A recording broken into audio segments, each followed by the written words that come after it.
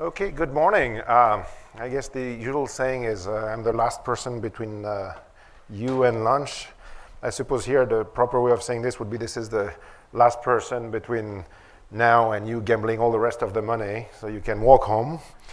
It's a long walk for most of us. So thank you for being here this morning. My name is Alex Bayen. I'm the director of the Institute of Transportation Studies at UC Berkeley and the faculty in electrical engineering and computer science.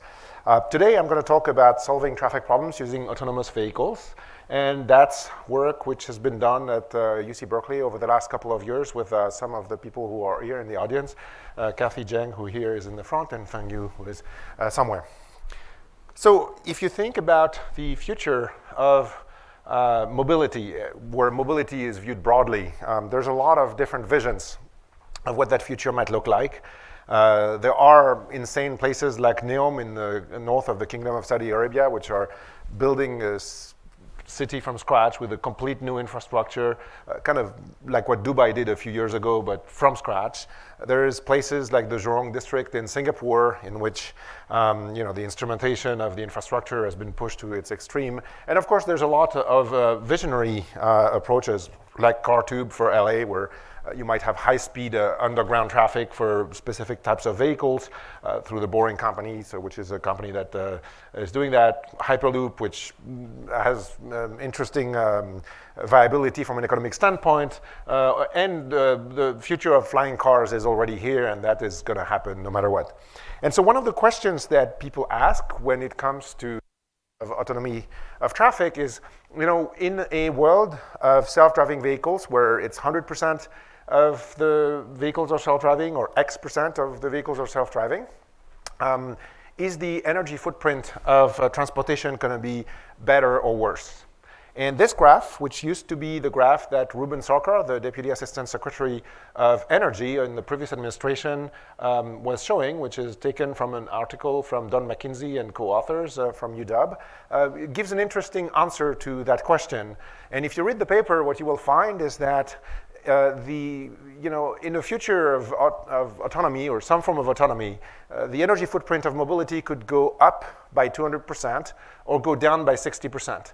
And this kind of tells you why. So you can imagine a future in which all the vehicles are on their freeway empty, stuck, because you're sending your self-driving vehicle pick up your child at school and it gets stuck on the freeway, or it drops you off at work and then keeps circling in the city because it's not finding parking. So that's how you get to the 200%. Or the minus 60% is a kind of a well-organized system in which traffic flow is smoothed by self-driving vehicles, in which high-speed platooning is in favor of energy efficiency, and so on and so forth. And so that graph, which is going to be a guideline for the Department of Energy for I think quite some time, is a motivation for the work we do and the work I'm going to present today. And I think the way it ties into this conference and this audience in general is that we've reached a point in which both cloud computing, modeling, and machine learning have been enabled to a level where the economies of scale make it that you can really simulate things at very large scale in a way that has never been done before to enable new approaches, in particular in mixed autonomy. And so, traditionally, the world of modeling in transportation, a very kind of an ancient field, if you will, has separated the different layers of modeling in different levels here. There are people who do simulations of a city like San Francisco or even the Bay Area and will model millions of agents moving throughout the day. Of course, you can't do it at the level of accuracy that would describe what the person is doing every second. Then there are people who do traffic engineering who try to model what vehicles are doing on a second-by-second basis, and you can do it at some scale. But if you really want to get to the dynamics of the vehicle or even what's happening, you can't do it at the scale of the city like Los Angeles. And so I think that this kind of a telescopic diagram here kind of shows or gives an idea of what the scales have been in the past in terms of how big can you go when you simulate a city. And so I think the good news of today's talk is that this level, which used to be a pretty small level, has gotten quite big, enabled by the AWS cloud, but also enabled by other things. So to give you a sense of the kind of a no big deal state of the art, This is a IMSUN simulation tool. It's doing some comparison of what happens when people don't have phones versus 20% have phones. And it shows a lot of the features of traffic. The point is not to talk about that case study.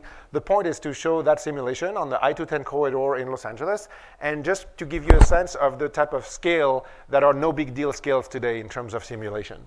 So that simulation here probably has tens of thousands of vehicles going from all kinds of origins to all kinds of destinations. It has different types of vehicles. You can see trucks, you can see buses, you can see all kinds of stuff. There's routing options that are being changed as the simulation progresses, and so on and so forth. This is a type of simulation called microsimulation. And that's something you can generate quite easily from software that is available online. For example, that is available commercially, sorry. So IMSUN and vSim are the two leaders in this field. And then Sumo is their counterpart, which is completely open source, which is not commercial. And the takeaway message here is that I think 5 years ago or 10 years ago, it would not have been possible to run a simulation at that scale. And it would have been crazy to think that you calibrate it. It's one thing to simulate something, it's something else to simulate it in a way that is close to reality. 5 years ago, you could not run it on the cloud. And 20 years ago, I mean, if you had told someone you'd run something like this, people would have told you you're crazy. Today, it's not a big deal to do this kind of simulation. Calibrating is a bit harder, so usually there are companies that will sell you a calibration process for that for maybe $250,000 to $500,000, and if you're a city, that's what you buy because you want an accurate model, but it's not science fiction anymore. And so trying to summarize the underlying problems here, there's data problems, there's calibration problems, there's model computational problems, so essentially computational efficiency, and then of course there's machine learning problems. So data problems is an interesting problem because 10 years ago there probably was not enough data to calibrate the models, period, which is why at that time it was complete science fiction. Of course now with cell phone data and all the other types of digital traces we have, there is enough data to calibrate these models. The calibration is also something that, with in the post Web 2.0 and crowdsourcing era, is something that there's been a lot of work in, particularly in machine learning. So that's something which is also in reach. What AWS and other clouds have enabled is the model computation, and that is for sure something that did not exist 2 or 3 years ago, because 2 or 3 years ago, none of the tools I've shown here were working on the cloud. And that has enabled deep reinforcement learning, which is a new thing in this field, which is, as I mentioned earlier, a bit antiquated today. And so, of course, we don't know, how fast this thing will develop. And of course, even though it's feasible to do this kind of work at the scales today, you still can't do it at the scale even of Las Vegas. That'd be too big if you want to try to simulate and optimize everything. So the topics I'm going to talk about today mostly have to do with demand and routing and how they are calibrated. They're going to also have a little bit to do with the computation cost and what you have to pay to make it work, and mostly about what has happened over the last literally 2 years, which is kind of the first happy marriage, if you will, between kind of recent advances in machine learning and that world, which is a very traditional world, but which is all over the cities because that's their simulation tools. And so it's almost like a call of action here in that, the effort I'm going to summarize today are the first integration of cloud plus deep reinforcement learning plus microsim historically. However, it's just the beginning. And it's just the beginning in the sense that I'll show through some examples the successes that we've had and the successes that the community has had. But there still needs to be a lot of advances algorithmically, as well as computationally, for it to be tractable and for it to really reach its full potential. And so that's really what we'd like to do is over the next 2 years really bring it to the state where you could do these simulations and literally migrate some policy directly to an actual physical vehicle and to a set of vehicles in a meaningful manner. So let's just jump back in history for 2 minutes. This is the first time in history, in 1935, that someone actually measured a traffic jam. The person on that picture is Bruce Greenshield.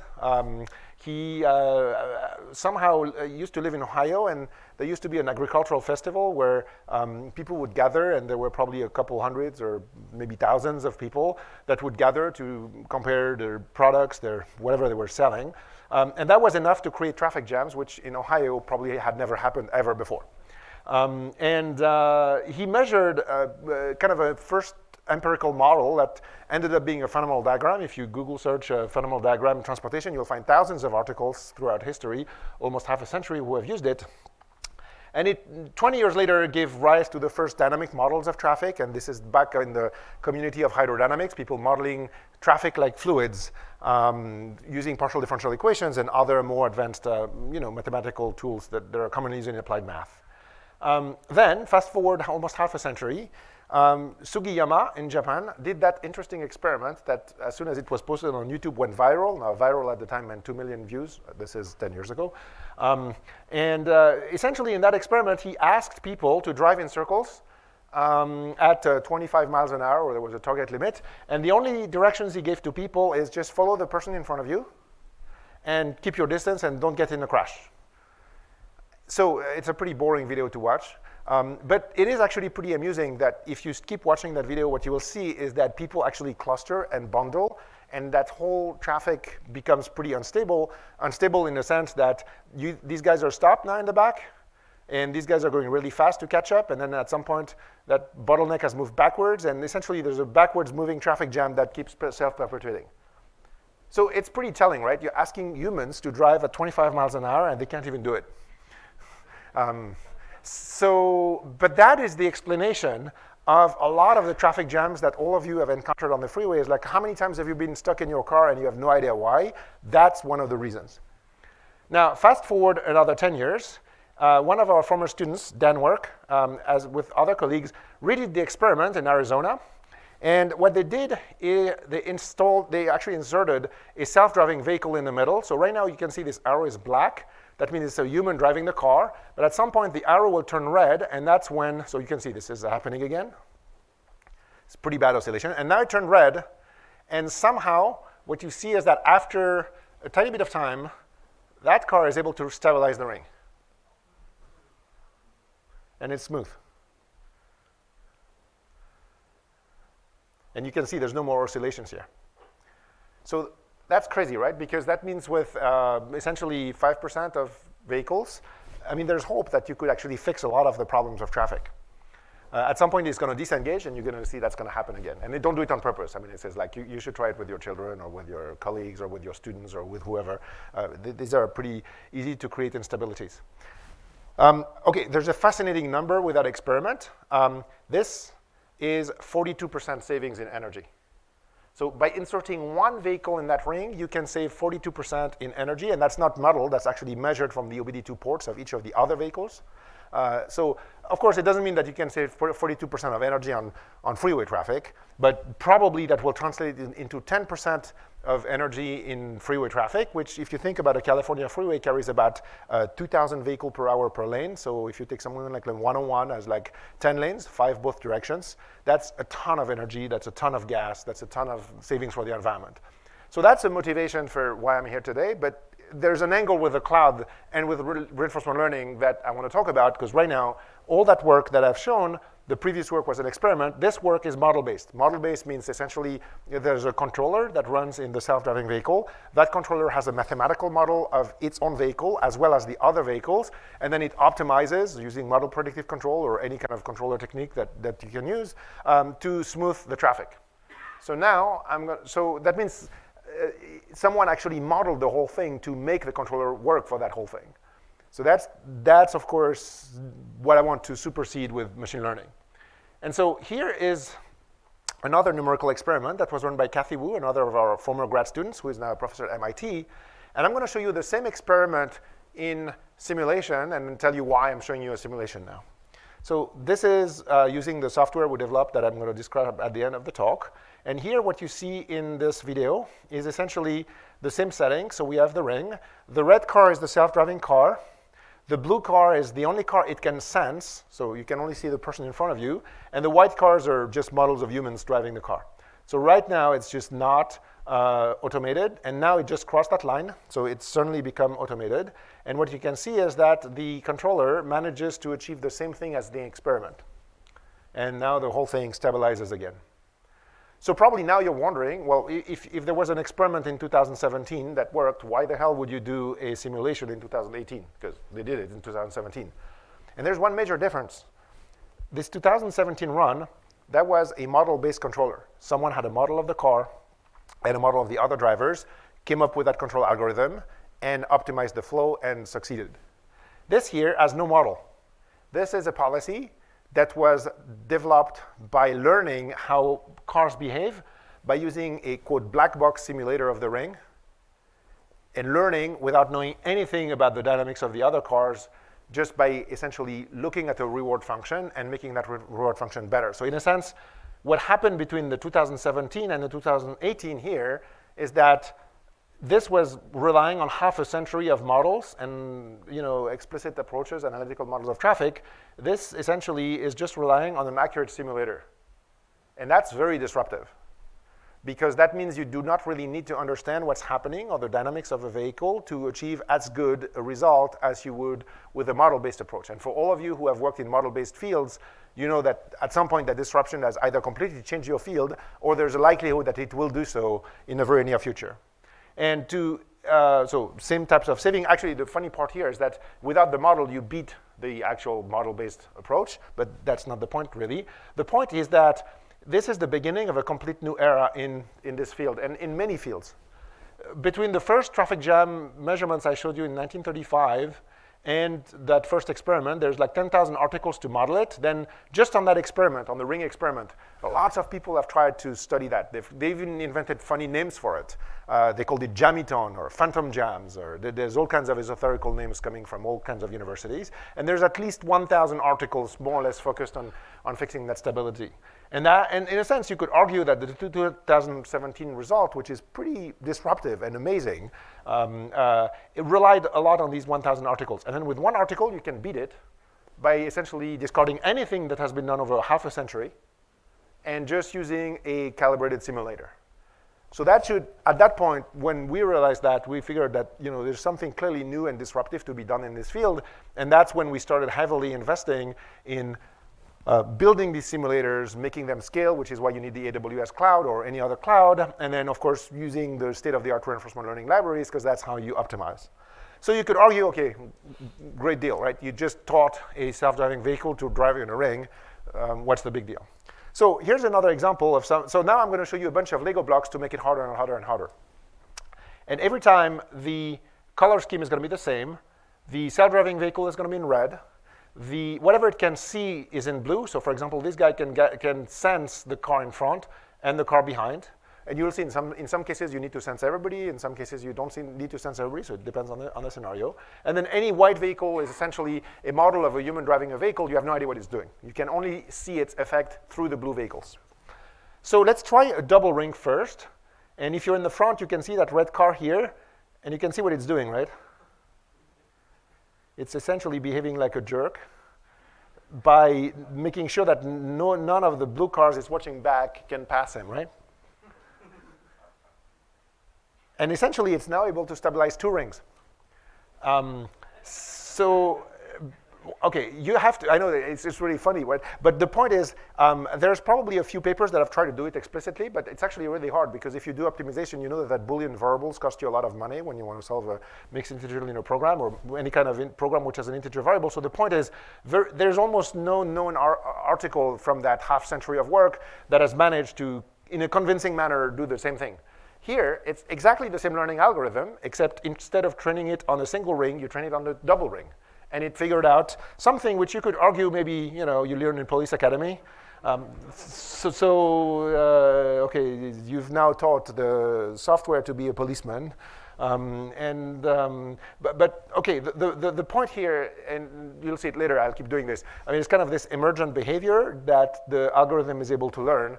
But the beauty is that you don't need to explain to it that we're going to do like what you do when you open a bridge or when you reopen something that was closed.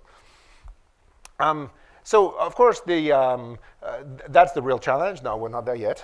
So, for example, if you take a simple case of an 8-figure, which I'm showing here, what happens in an 8-figure is as things gets too complicated, then essentially you reverse to what you've seen probably in your neighborhood when there's a stop sign.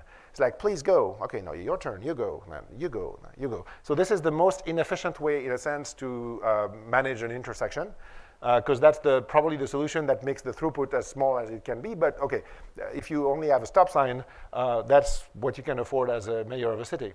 Now here, the interesting part is that if you train the algorithm on that setting, it should start moving. Yep. Nope. Yeah. What it does is actually, you can see it waiting here. And what it's doing is it's actually picking up the right speed so that the exact length of the snake it's creating corresponds to the length of the 8-figure. Now, here I'm narrating to you what it's doing, right? I'm telling you the red car is, I'm telling you the red car is picking up the speed that manages to create a snake of the exact length. And that's because I know that underlying that simulator, there's actually something called a car following model, and the spacing between the vehicles will depend on the speed. And you know this because if you drive on the freeway at 200 miles an hour, or say maybe 100 miles an hour, you're on the German freeway, you're going to probably be relatively far from the person in the front because you're not suicidal. But if you drive at 25 miles an hour or 10 miles an hour, you can afford to be much closer. So there's a model for it. And the thing is, the red car has figured out that model without knowing that model, because that's what it used to create the snake. So another example of an emergent behavior, you never told the car following model to the red car, and you never told it the snake length either, but it figured it out.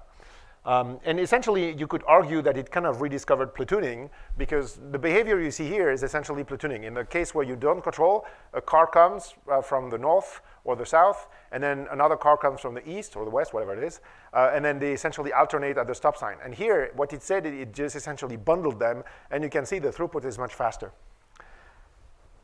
So you can see how you can progressively start teaching vehicles to do more and more.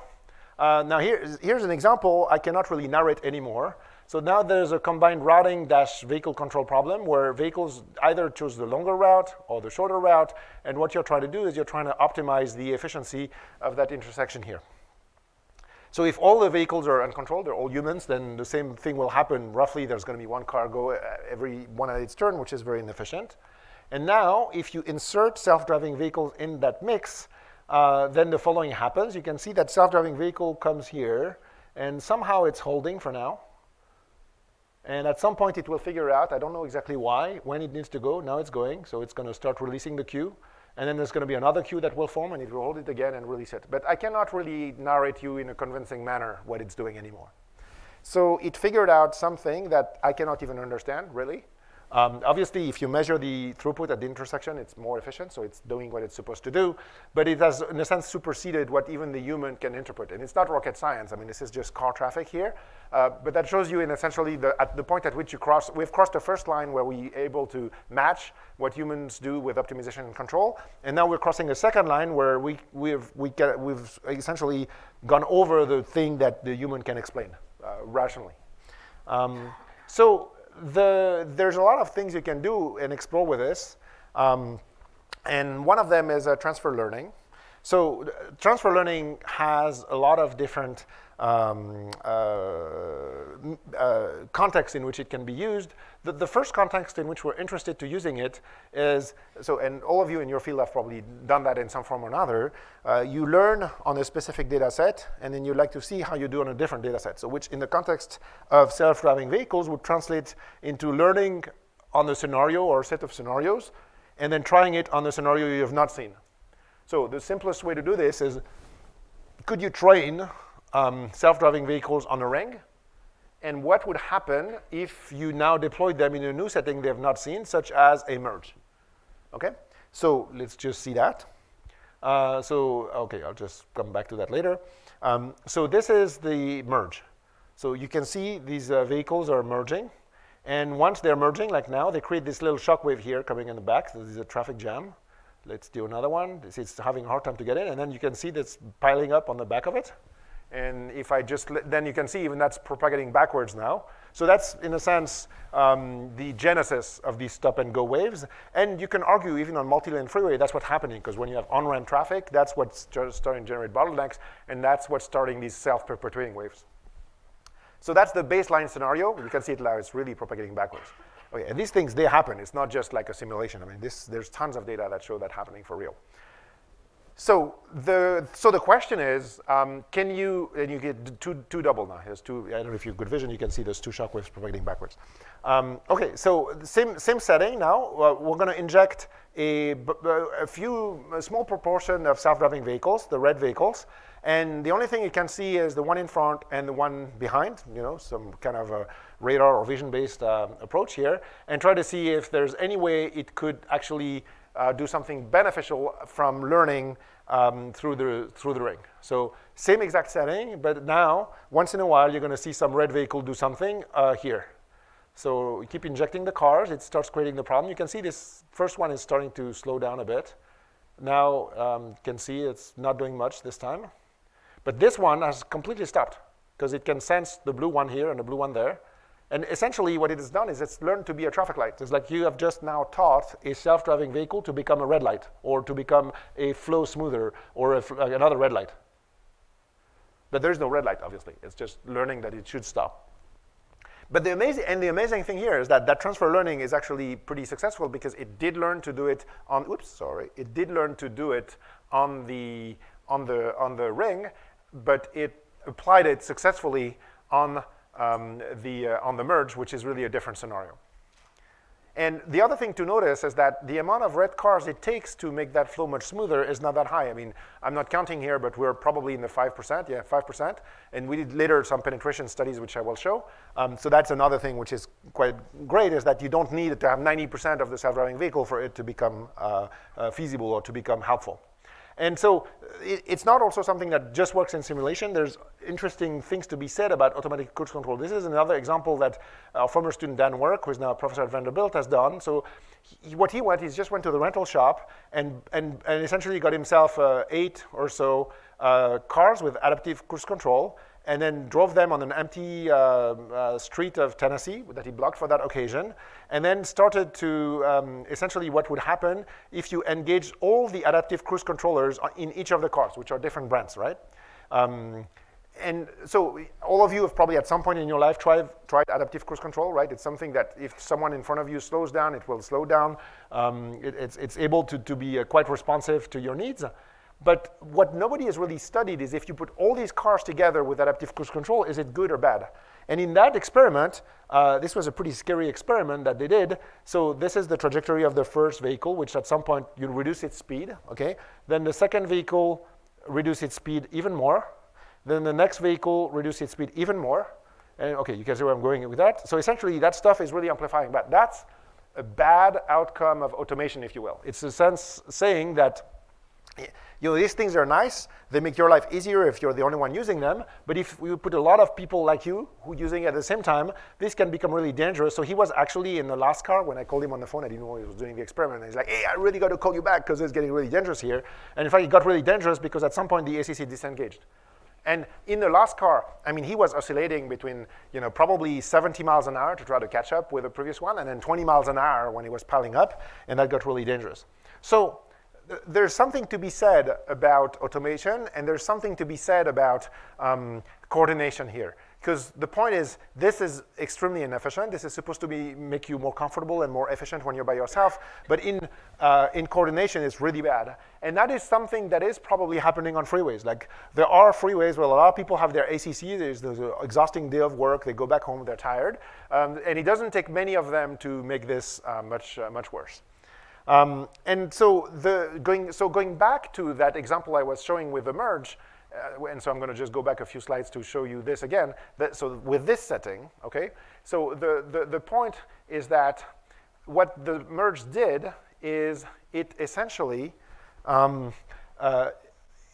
removed these waves. So these waves are the waves due to the fact that you go fast and then you go slow, and then any perturbation induces these waves. So the way it works is, remember, every time I injected a vehicle, it created that wave. So injecting a vehicle here means there's a new car appearing here, and that's the trajectory. So this is time and space. And so if this guy gets in the intersection here, then the next guy slows down, the next guy slows down, and you can see this whole thing moving backwards, okay? And then you can see all of them moving backwards. So what the automation did here, it learned from the ring to preemptively slow down in anticipation of a wave coming at it, which is essentially what it's doing here. So there's this wave happening here. It senses it immediately, and essentially the next automated vehicle that comes waits until it's released to reach it exactly at the right time. And then another car is introduced, creates that wave. Immediately, the car which is here waits and then essentially catches up when needed. So this is interesting because that's something that not only it was not trained to do, but it's also doing the right thing. It essentially is trying to fight this kind of temptation that a human would have to go as fast as possible. And so this is something that, when it came out, caught quite a lot of attention. The two students who did it is Eugene Vinitsky and Aboudi Kradier. This is their picture. They're two current PhD students at UC Berkeley. So Science did a little sequence on this, and because there's very significant implications here. And the implication is that, if you had the right amount of vehicles, you could essentially smooth traffic on freeways. Now, this is just one lane, and we'll go to the kind of a real case later because obviously reality is a bit harder. But what's exciting is that essentially at 10% penetration rate, so every 10th vehicle, you could almost smooth that thing entirely. And at 5%, you could almost do the same. And so this is a very hopeful result in the sense that it's a result that is very encouraging. You take some new models, take your Tesla, or take the high-end models in BMW, Daimler, other brands, and so on. The functionality required to make this happen is almost there already. If you're just doing longitudinal control, you could rewrite any kind of autopilot to do that with the proper communication. So it's not science fiction. With the proper incentives, with the proper laws, with the proper technology upgrade, that could happen literally this year. So that you can imagine with more research and also with more complex scenarios what could happen over the next couple of years. And the truth is, this happens. It's like storm chasers. So there's people who go and Jamison chasers. If I end up watching traffic again, very boring. But if you watch enough, you can see that this is happening for no reason, and that's probably going to back propagate. This is one. Okay, here's a wave that just propagated. Like you can see it now. It's probably going to re-back propagate. And this, if you keep watching, another one coming in.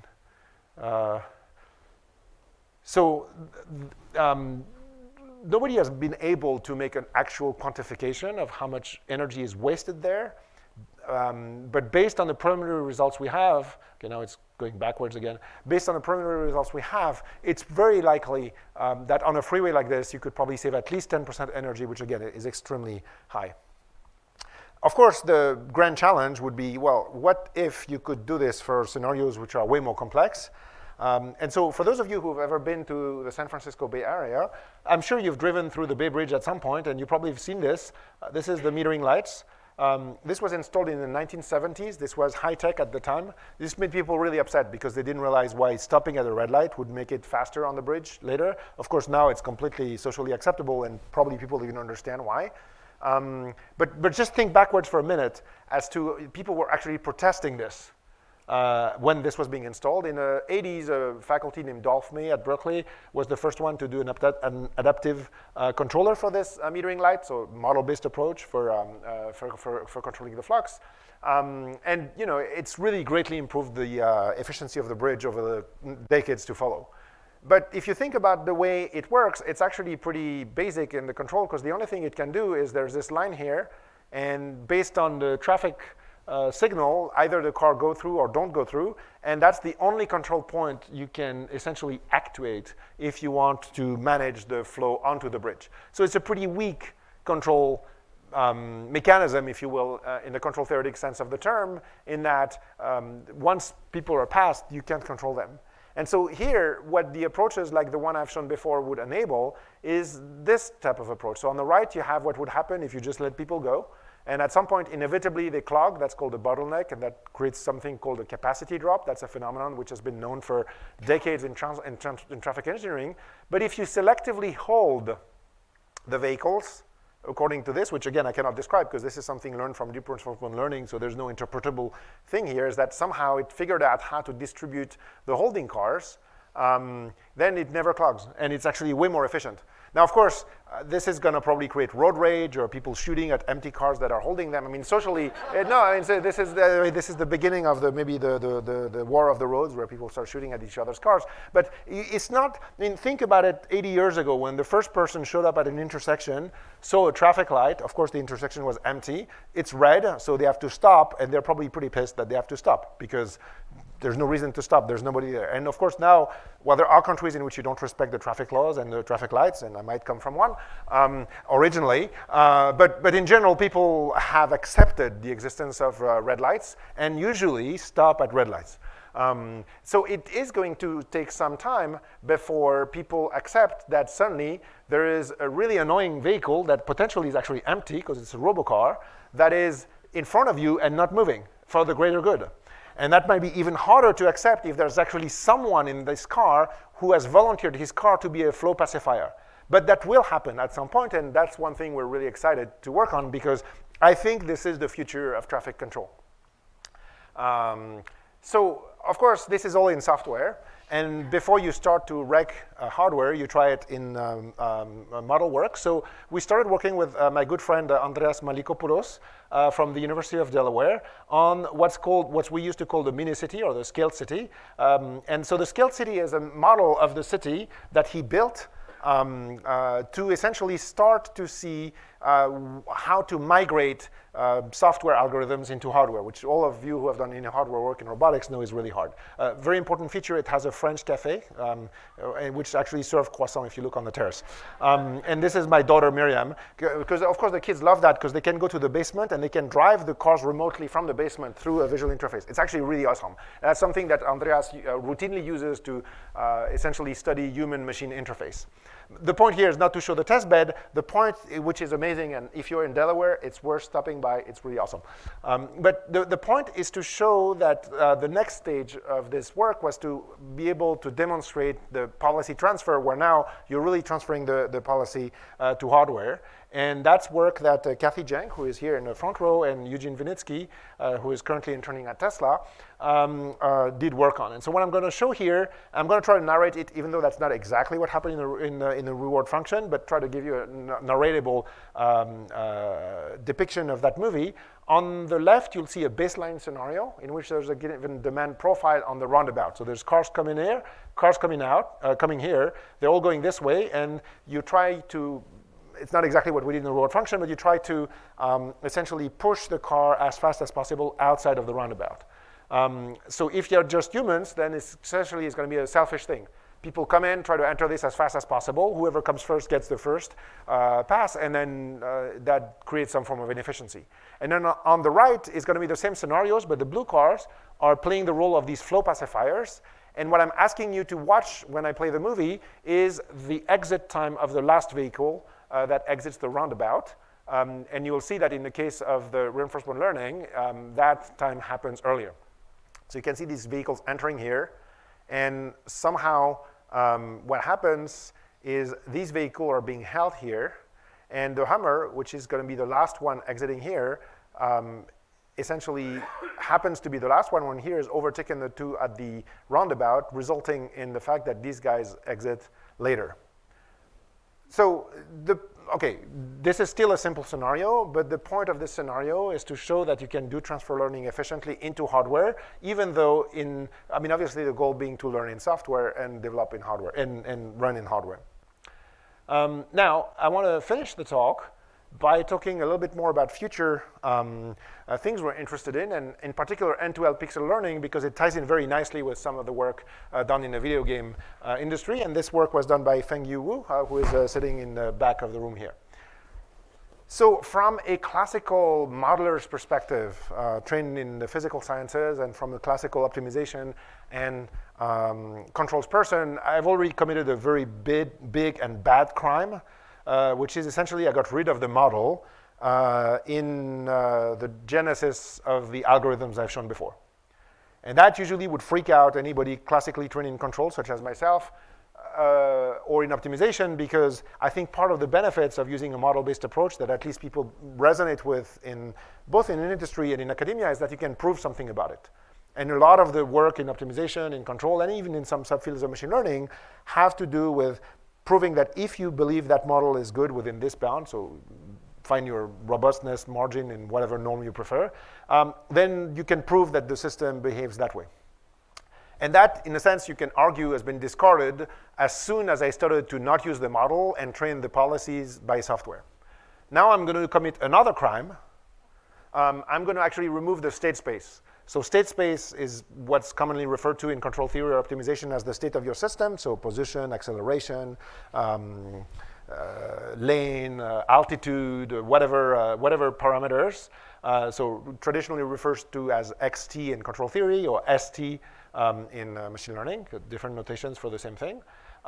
And even though in the previous case it's model-free, right? Model-free meaning it's essentially not using a model other than learning in the simulator, I'm still using the state space of the simulator to produce my policy, which I need. Essentially, I'm using the fact that the simulator is able to spit out the position, velocity, and all the parameters in order to create my policy. What if I just try to remove it? So in other words, what if instead of learning from the state space, I was learning from a representation, like a picture of the state space. So typical reinforcement learning loop, the agent has some action. You plug it into the simulator. That's the environment. The simulator will spit out the state space and a reward. And then you feed in the reward, and based on the reward, you do better, and that's how you improve your score. So the traditional thing in reinforcement learning. But that assumes that, okay, that classical paradigm of reinforcement learning makes it such that you learn from the state space. But what if we decided to not have it? So in other words, instead of learning on the state space, what if you learn on the picture of the state space? And there's many reasons why you would want to do that. I mean, for once is that state space grows exponentially, or complexity of using the state space grows exponentially with the number of vehicles. It's complex. But instead, if you learn on the picture has the same complexities, same number of pixel by number of pixel. So that's one reason why you want to do it. And okay, you want to do it maybe on a few pictures in a row because you want to learn a little bit about the system. And so that's the second crime, I guess, that I'm committing today. And after that, no more crime, I'm legal. But this is a bit disruptive because first, it's never been done before. But the reason why it's disruptive in a positive manner is that there's a lot of places in the world where you have a picture of traffic, but you don't have access to the state space of traffic, which is a good justification of why you might be interested in doing that. And so without going into the detail of how you would train your reward function for that, the one thing which is interesting is that essentially if I go back to that picture of Minicity, learning from the representation, so if you want to do end-to-end pixel learning, it amounts to learning from a movie of traffic. And probably now a lot of you are thinking Atari game and a lot of the different video games that have had great successes in learning from. And that's exactly what you want to do here.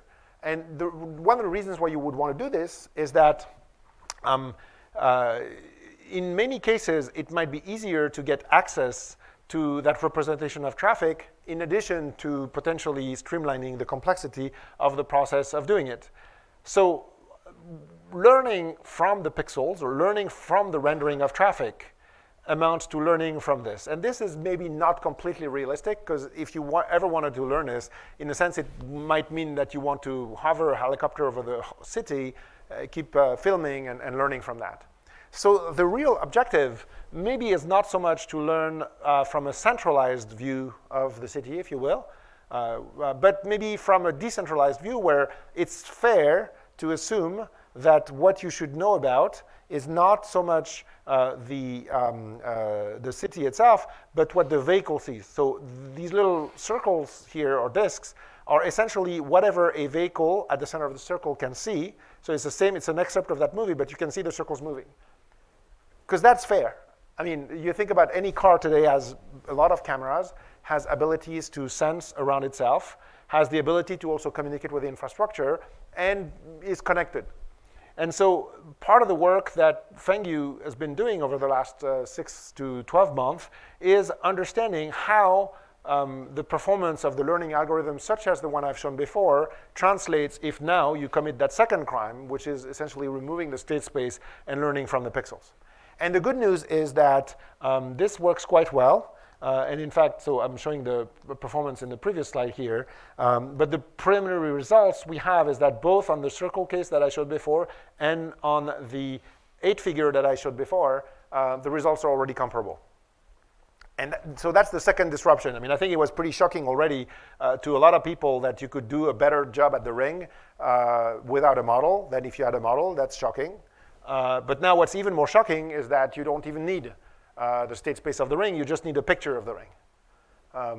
And that's probably just the beginning of a set of disruptions that are going to come, because if you think about segmentation, so now putting the three together, probably a lot of the talks you've seen when you were at that conference are talks like this, where people show you their latest deep learning algorithm to identify features in traffic. So there's a bunch of human labelers that at some point spend a lot of time sitting, labeling cars, or you did actually with all these authentication algorithms that you see. So, I mean, I don't want to say that problem is solved, but I think that problem will probably, or the solution to that problem will probably be a commodity in a few years. Like, I think we're not that far from having, you know, there's already a bunch of dashcam companies that will provide you a dashcam that can do things here and there. So the notion that, you know, this is something that you can buy for a few $100 that is connected and doesn't even need to send all the rendering, just sends whatever information is gathered, that's almost, that's going to happen very fast. And also the notion that from that you can identify the relative speeds of the vehicles, the relative positions of the vehicles by some pose estimation and some relative velocity estimation when you interface this with any kind of inertials that are on board the vehicles, that's also not that far. So all I'm saying here is that this, which is conceptually obtained from rendering software, that data that we can learn from this here, in a few years, we will be able to learn it because that will become a commodity. Because every car manufacturer will have that streaming already in their system. Some will be willing to share it. So it's only a few years before this and this becomes the same. And that's very exciting because now, progressively, we're removing all the barriers that have prevented us for half a century to do these multi-coordination algorithms and to learn from these gigantic sets of data that were either untractable or we weren't able to obtain. And so this is where, let me just try to see, okay. This is where it ties in with the video game example I showed before. You probably all have seen on YouTube these videos of the Google DeepMinds at Q-Learning. So essentially, I mean, I was born in 1974, I grew up in the 70s. I used to play these Pong and games like this. And I mean, for those of you who have played these games, and you know that if you're a young child, it's not obvious. I mean, it will take a few hours before you become good at it. And what's amazing with the pixel learning techniques that were deployed here is that not only did the algorithms learn how to play that game, but it even learned what took years or at least months to practice, which is, you probably remember if you're playing this, that the most efficient strategy is you dig a tunnel, because then you can stuck the ball on the other side, and then it does all the work for you without you having any jeopardy of missing it. So as a child, it was taking a lot of time to learn that. And what's amazing is that if you keep watching that video, at some point it will learn to do it, and it will become really, really good at it. And the interesting part is that that algorithm is essentially the same as the one we're using to learn traffic. And so video games were one of the first battles that was won. So that's this clown. The ball already exploded. You see, it's digging the hole now. Not yet. Maybe that's the next iteration. It'll finally do it. So that's that. Okay, here we go. Okay, so it learned to do it. Something that we could rationalize as kids, it learned how to do it. The obvious other example is AlphaGo, which was the big breakthrough. And so really, I mean, this balloon will take a lot more to explode because it's much harder. But that's the same spirit, is that what if you could learn and do it from the perspective of learning it from the rendering rather than the access to the state space. And so that's the whole paradigm shift that, if you will, we see in the field of mixed autonomy and self-driving vehicles, but automotive in general, is that for the types of work we do, it is most likely going to be the approaches that kills it. Now, it could not have happened some time ago, and also it's not good for everything. I mean, so using deep reinforcement learning for multiple vehicle coordination like we do, no problem. I'm a believer. Using deep reinforcement learning for safety critical things, that gets me a lot more nervous because I don't want a corner case while I'm 30,000 feet on an aircraft or 150 miles an hour on the car, and suddenly it's facing a problem it's never seen before. So I think the key is also to use that paradigm of deep reinforcement learning in a context where it can make a difference, and it clearly does, but in a context where it's also not dangerous to do it. And that's the computational framework that we've built with the generous support of Amazon. We were one of the early grants of the academic program that was created by AWS when they were trying to get us to use the tools. And that was really great because what it enabled us to do is what was the first integration of 3 components without which everything I've shown before would not have been possible. The first component is these traffic microsimulations. The second component is the deep reinforcement learning libraries, which have extremely rapidly evolved over the last couple of years. And the third component is the cloud. And these are the 3 edges, the 3 vertices, sorry, of this triangle. Microsimulations have been there for 2 decades. And none of it is possible because none of it scales. And in particular, all the data and all the things I've shown before. Deep reinforcement learning, that's the ingredient that makes it work, and that is disruptive and even shocking to some people. And the cloud is the only way to make it scale and to make it ubiquitous and to, in a sense, enable a lot of different platforms to run together. So looking forward, so we started with Sumo because it was an open source thing, and so you can download it from our website. It's all reproducible. Later, Siemens became really interested, so now we have a second microsimulator here. And I think the takeaway message is that you can put any simulator you want. You could probably even learn on the collection of simulators, because essentially it's just giving you a richer environment in your, if you remember, in the deep reinforcement learning loop. So this is going to be richer and richer. The more simulators you can put on the cloud to learn over, the more the policies you learn will be rich and able to do things which are more challenging. So if you're, and so where are we going with this also is like, we're not there yet, obviously. I mean, today I showed you a single ring, I showed you a double ring, I showed you an 8-figure, some on-ramp, off-ramps, there's more geographies we do, but certainly, okay, we've got a lot of Lego blocks, but we need to build an Eiffel Tower. And we've maybe built a little mini Eiffel Tower. Like we still have a lot to go. And so that means learning on more complex scenarios and also generate richer policies. So we also are excited because there's a user community. We've been growing for now quite some time. If you're interested, you can go to our website, flowproject.github. And so you can download the framework, you can run it on the AWS cloud. There's benchmarks that we released.